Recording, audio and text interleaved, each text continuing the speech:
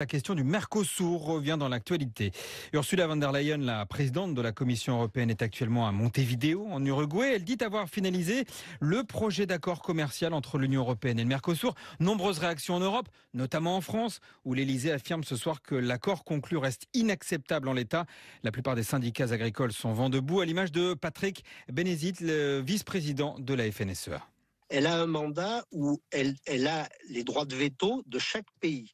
Et plusieurs pays lui ont signifié de ne pas signer cet accord. C'est le cas de la France. Malgré cela, elle a été valider cet accord.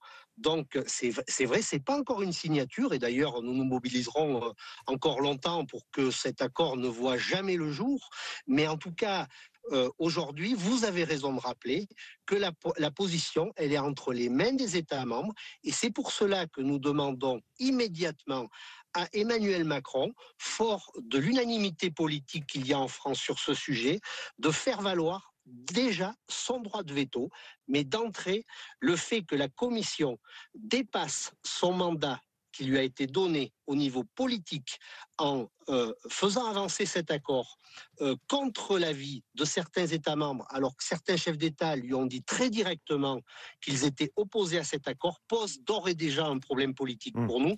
Et c'est pour ça qu'aujourd'hui, c'est pas cette Europe en tout cas que l'on soutient.